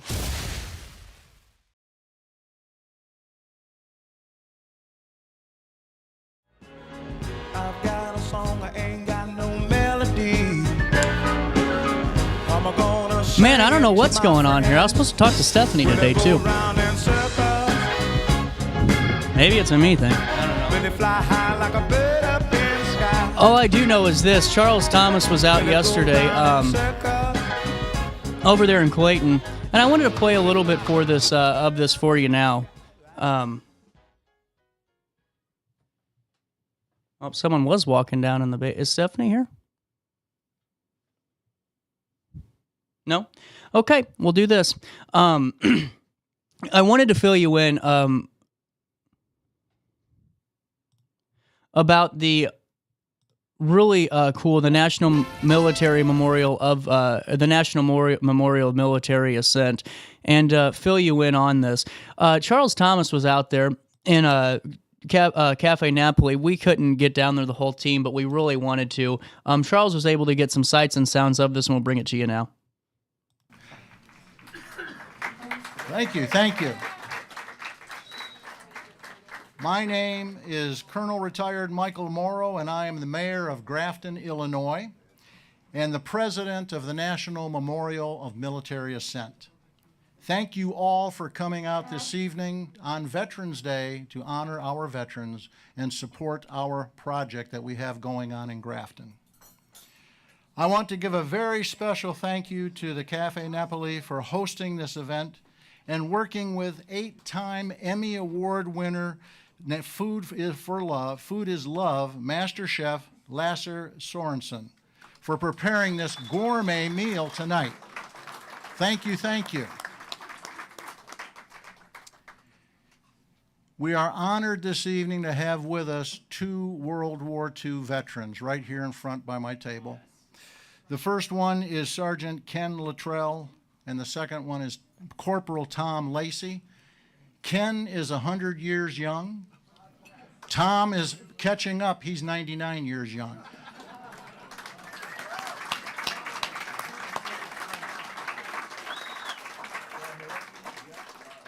Both of these soldiers served our country in World War II as radio men in combat. So thank you both for our service. Thank you for serving our country and for our freedom. Let's give them a big round of applause.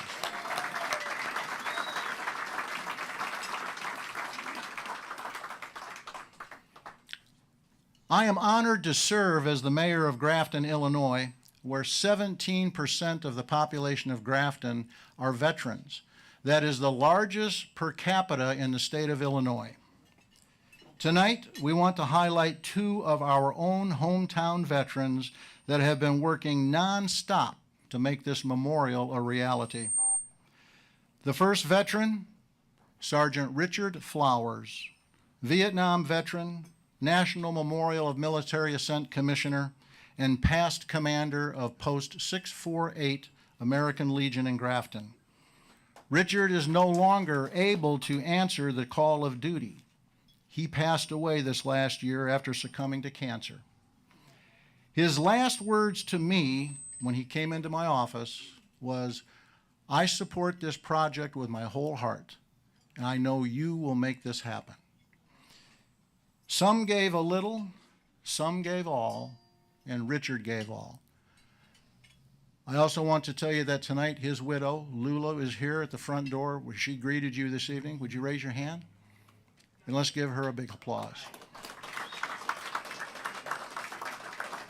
She has been carrying on the tradition for Richard, helping out every way that she can. We thank you very much. God bless you. The second veteran is Mr. Dan Bechtold, a Vietnam veteran and NMMA board member. And I'm going to let Dan tell you his story in his own words. Roll the tape. I got a little shaking going on there. I still say it's from Agent Orange, but the VA hasn't agreed to that yet. I was in the military. I got drafted in 1970. They had the lottery system for the draft. And I remember coming home. I was out 19, drinking wine, or drinking beer, chasing women, all that kind of stuff. And I come home and my mom goes, "Hey, they had that lottery system today." I said, "Mom, how'd I do?" And she goes, "I don't think you did too good." I said, "What's my number?" She said 11. So I knew where I was going.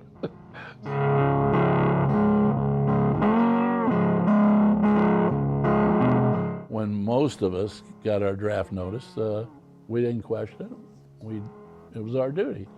And I would have never dreamed of not going because of my uncles and my dad. You know, they all bucked up and say, "Hey, this is what we got to do." And that's just the way it was.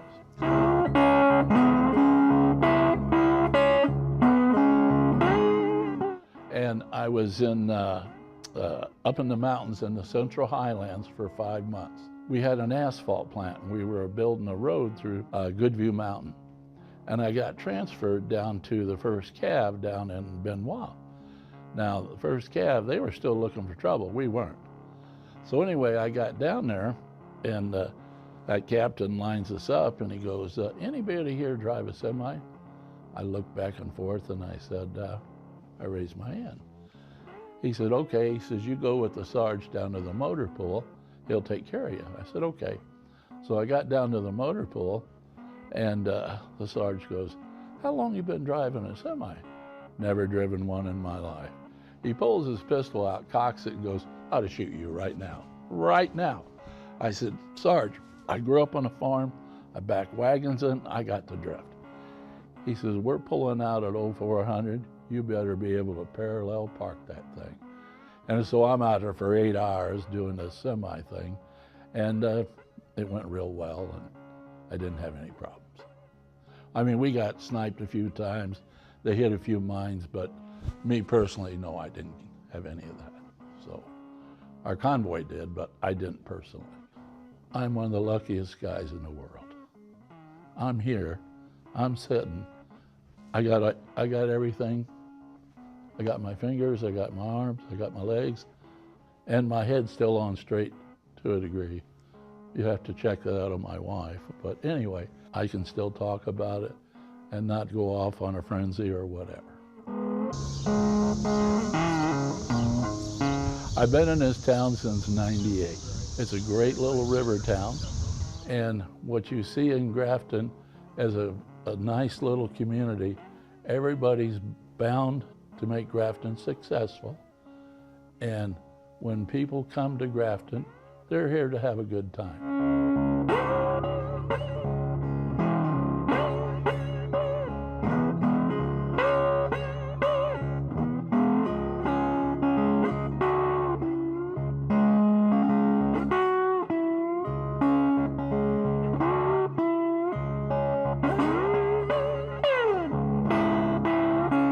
Well, so far we've got a lot of people responding, but I think what we've got to do yet, we got all the veterans are behind it, but I think we got to go to the citizens and get them to back it too.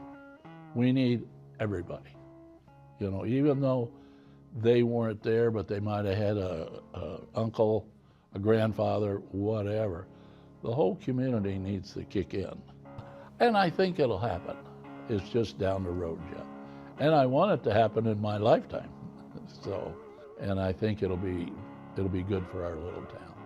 I think it'll take the young people, and they'll know what these people went through. Our generation already knows it, but our second generation from us, they don't know too much about that, you know, so. Don't forget what these people did for us.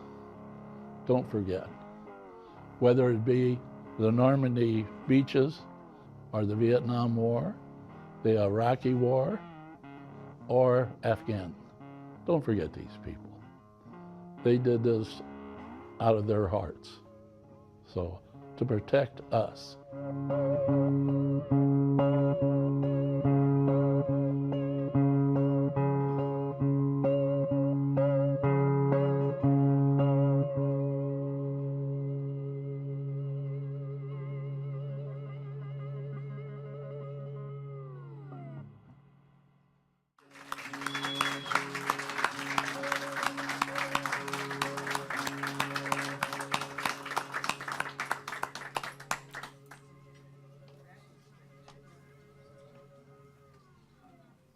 Ladies and gentlemen, Dan Bechtold sits right up at this table. He disappeared. Where'd he go, Brenda? Okay, there he is. Dan, come on up here for a minute. Ladies and gentlemen, Dan Bechtold. You want to say anything real quick? Well, I will. Well, I'm not going to talk a lot, but I will say we are all so blessed, and hopefully our memorial goes through. And thank everyone for being here. Thank you. Thank you, Dan.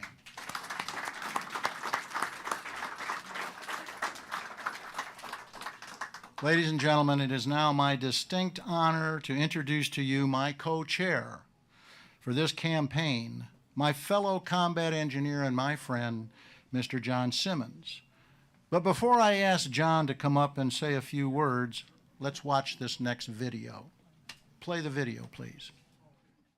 I'm John from Alton. I usually don't even have to add Illinois in there because Miles Davis is from here, World's Tallest Man's from here. I mean, there's enough Alton, and if it's somebody in the region, they generally know it's Illinois. So I just go with John from Alton. I started donating money as soon as I started making money because I always felt like that's an obligation to, you know, if I made $1, I ought to give some of it to somebody.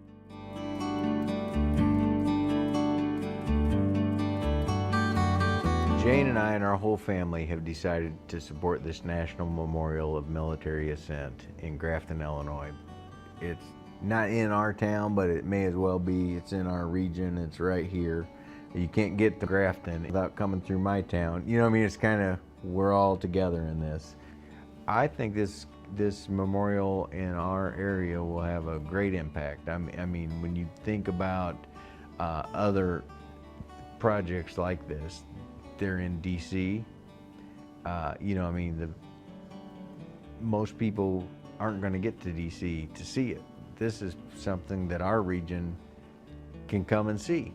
The education that you're going to provide our youth is significant, and we cannot let this piece of American history die. I mean, this is just too valuable for us. It's going to honor all branches of the service, and it's going to be amazing. This will be an international destination. I mean, the St. Louis Airport is now doing flights to London and Germany, I believe. I took one in March to Germany, so I know that they do nonstop from St. Louis to Germany. So there'll be more and more folks coming just to see this monument because, frankly, there's not a lot of these things happening. For everyone everyone here tonight on Veterans Day, there's no more meaningful time and no more meaningful project anywhere, probably in the world, going on right now that you could support and help in a meaningful way. Help your children, your grandchildren, my grandchildren. We need to just get this project complete. And I invite you to join me in helping educate future generations of this important American history right here in our region.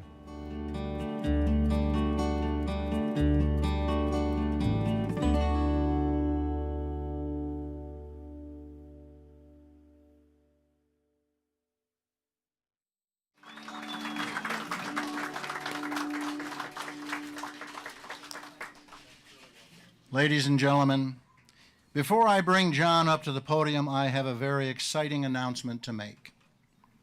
I am pleased to announce that Jane and John Simmons and the Simmons Hanley Conroy Law Firm have just pledged a donation of $2.5 million to the National Memorial of Military Ascent. John, come on up. Ladies and gentlemen, I give to you John Simmons, my friend, a fellow combat engineer. John, the floor is yours. Thank you, Mr. Mayor. He told me I only had 40 minutes, so I'm trying to get this to speed up for me, but we'll see. Sergeants, it's a privilege and an honor to meet you tonight, and thank you for the bookmarks. If y'all haven't got a bookmark, if you read it all, you should get one of their bookmarks. There's a lot of history and fascination about their thing. But thank you, Mayor Morrow. This is great. Distinguished guests and fellow citizens, nearly 40 years ago, my sweet wife, who couldn't be here tonight, agreed to marry me, and we got married. And about 2 weeks after I got married, I left for basic training.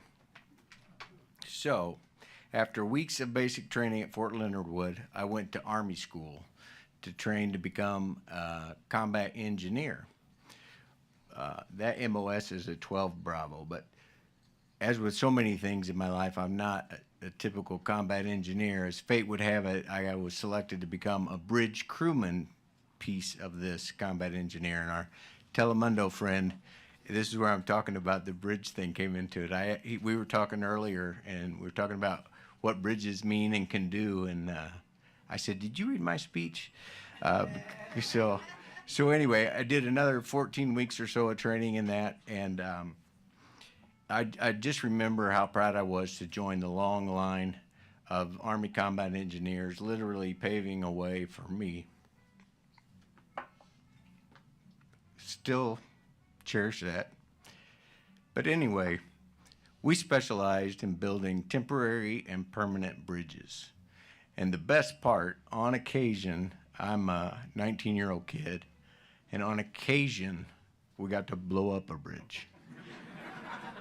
That was something. Oh my goodness, that was cool. But when I got done with my training, I thought I was done with training, and then I was sent to Fort Stewart, Georgia, near Savannah. And I didn't realize that that was about everything I was getting ready to do, was to be in more training and more, it was more education.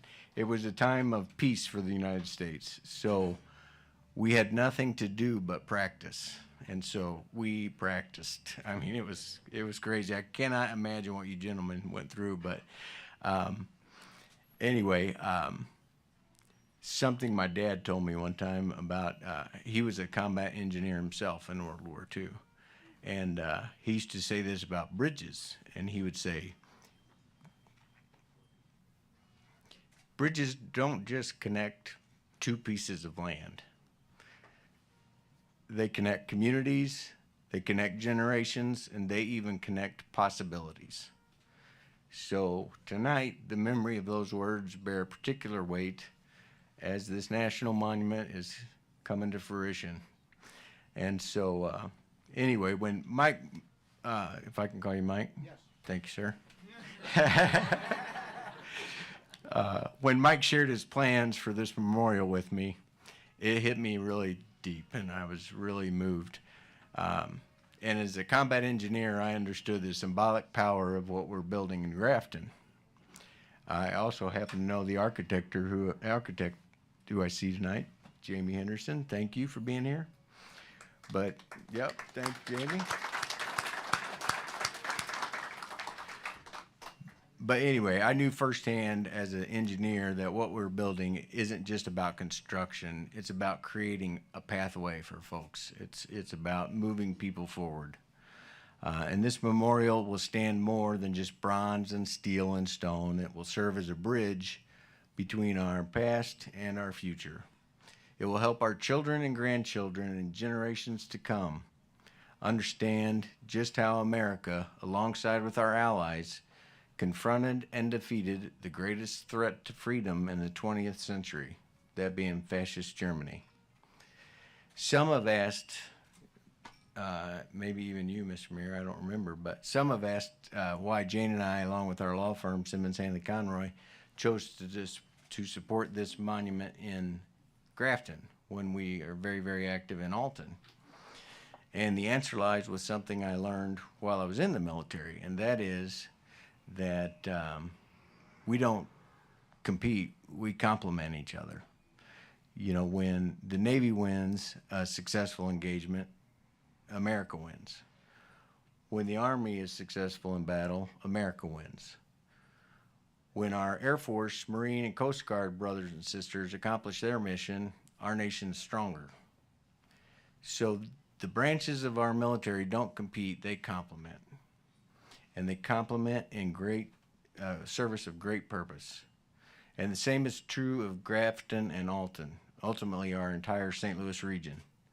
When Grafton prospers, Alton benefits. And when Alton thrives, Grafton is stronger. So together, like our armed forces, when our communities can selflessly graft together their own unique strengths and character commitment, everyone wins, locally and regionally. So this memorial holds deep meaning for me personally and professionally. Personally, it honors my father and many, many uncles who served in World War II. Professionally, it pays tribute to the veterans who work alongside me every day at our law firm, helping those injured through no fault of their own, and it recognizes our clients, past, present, and future, many of whom have made similar sacrifices in service to our nation. It also invites fellow citizens from everywhere, literally in the world, to see for themselves what is possible when people from all walks of life choose to unite and fight and sacrifice for what's right. I'm grateful to my law partners and the entire staff at Simmons Hanley Conroy. Together we built a practice representing cancer victims who were wrongfully exposed to asbestos. Not all of our veterans could be here tonight, but if you're here, could you raise your hand or say hello? Okay, I see some hands. Thank you, thank you. You know, when people thank me for my service, I usually respond. Does anybody know how I respond? Thank you for paying your taxes. Yeah, that's what I say. I always say, thank you for paying your taxes. And it might sound funny, but I mean it sincerely. Because without the GI Bill, I probably wouldn't have gone to SIU. Without SIU, I probably wouldn't have gone to law school. So it's all the citizens that helped create me. So if you don't like me, blame yourself. No, I'm kidding you. I'm kidding you. But so when I say thank you for paying your taxes and your bridge builders, thank you to all those past and present who do their part every day to make and keep our country great. I'm grateful for the law firm I founded is helping bring the National Memorial of Military Ascent to fruition. But like everything meaningful in my life, it's a team effort. It just so happens the captain of our team is a colonel. So that tells you something, but we're so far advanced, we don't have a captain, we have a colonel. So anyway, it was his remarkable vision for this memorial which brings us all here tonight. And like any great team, there are many, many others that make this memorial possible, and some even living in France. So they've all helped bring this project to this point. So tonight, we're assembled here together to discuss this memorial, and we are seeking funding to fully complete and operate these facilities. This memorial commemorates a point in time, the point at Pointe du Hoc, during the successful invasion of France, Omaha Beach, during D-Day in 1944. This memorial will serve as a reminder of the bravery, fortitude, and selflessness of the Army Rangers from the 2nd Ranger Battalion. They scaled 100-foot cliffs under intense enemy fire and to pave the way for others to achieve their objectives. But beyond the individual and collective acts of bravery and determination, Pointe du Hoc represents something larger, the ascent of democracy over tyranny. It is a perpetual reminder that positive progress and ultimately victory is never achieved alone. It's a byproduct of people, in this case ordinary American citizens, many from the Midwest, working together to pave pathways for a better tomorrow. And that's just what we're trying to do here tonight. So please remember, together we're not just building a memorial, we're creating a place where our grandchildren can learn about sacrifice, service, and the power of unity.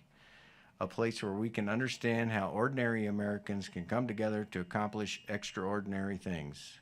A place where the spirit of American resilience will inspire many generations. Please come along with us and help bring this amazing memorial to completion.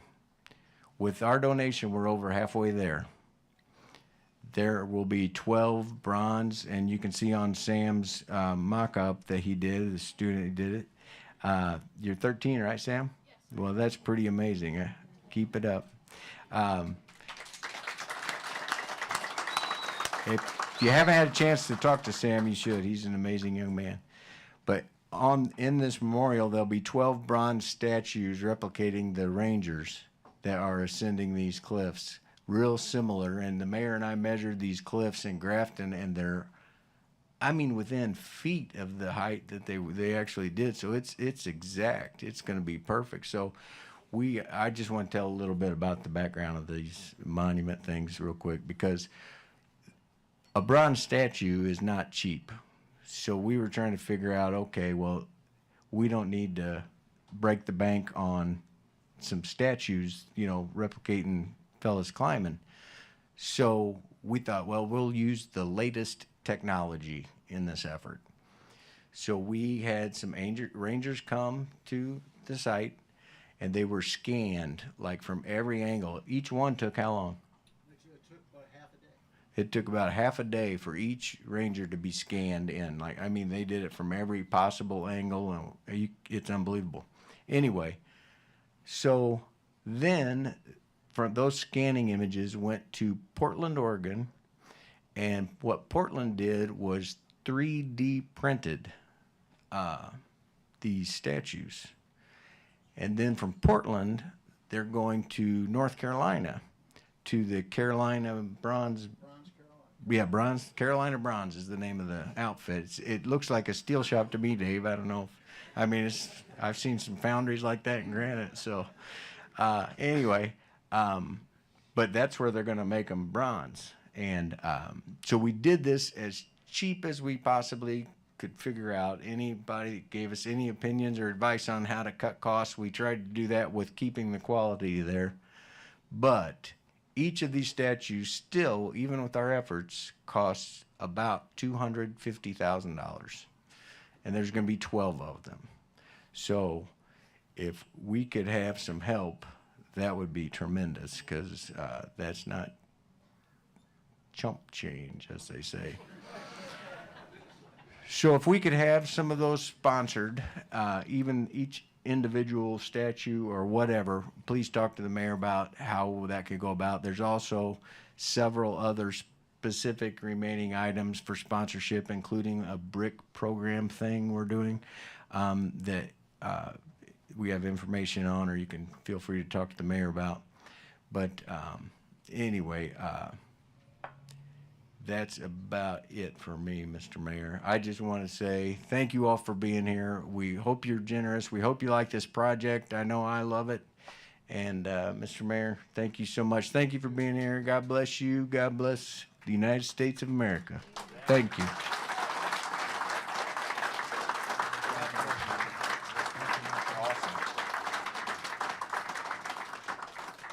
Let's hear it again for John and Simmons.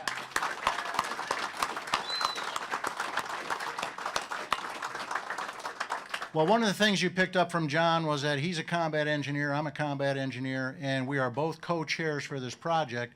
And the motto of the combat engineers in the 65th Combat Engineers 25th Infantry Division was first in, last out. So we lead the way. So John is leading the way with this, with his donation tonight, the firm's donation, and now it's up to the rest of us to carry this over the line. So as he mentioned, there's a lot of different opportunities. The statues are being poured as we speak. Well, not tonight, but in the daytime. And they've already finished up the radio, which is an actual World War II radio. They got their 3D printer and poured the bronze and everything, and it looks gorgeous. The Radio Man is going to be the first statue that they finish, and it's going to come to Illinois, to our museum, so we can use that in further fundraising, and that should be somewhere down the road. We are on track, if funding is complete, like John said, to have these statues installed in the fall of 2025. That's next year, folks. We're on track to start construction in June of this coming year. And we're on track to have the entire dedication 6/6/26. That will be the 100-year anniversary of the Great River Road project that they got for Route 66 and a lot of other things that are happening in that area. So please, you're here tonight. I know a lot of you have brought checks to donate and so forth. The Rangers that you see standing around over here, they are from the 2nd Ranger Battalion in St. Louis. They are reenactors. And I met with their secretary of the group, who's Master Sergeant retired John Petrozinski, and I met his wife and found out that what they do is they teach and replicate the living history of Pointe du Hoc. So they came to us, and I met John, and we formed a partnership, and they are now the official ranger group of this project. They come out every June, and we have other projects come in. So tonight, they'll be coming around the room, see a ranger. We'll have envelopes out there that you can put your donations in or your pledges and so forth and give them to them. If you have any other questions for me or anybody else, please feel free. Thank you for coming tonight, and enjoy yourselves. And let's give the cafe and the chef, where's the chef? Come on out here.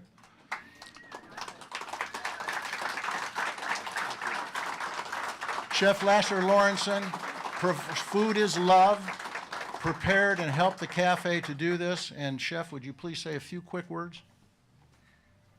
You know, the best thing I can say is food is love, and just keep sharing the love with this project. That's what we're trying to do. And I got thrown under the bus. I said I will cook on that event when we are ready to go in Alton. 6/6/26. 6/6/26. So if you want to enjoy some more of this good food, and if I can, I'm going to talk my good friend Tony Piatoso into coming and helping me. Tony, I'm throwing you under the bus. Wait. Thank you, Tony, and thank you again to the Cafe Napoli. How about that? How about that? What a great event. Jackie and all the people, Mayor Morrow, you guys did a great job. We'll see you back here with a busy show on Wednesday. Have fun, be safe, and try your best as always to stay out of jail.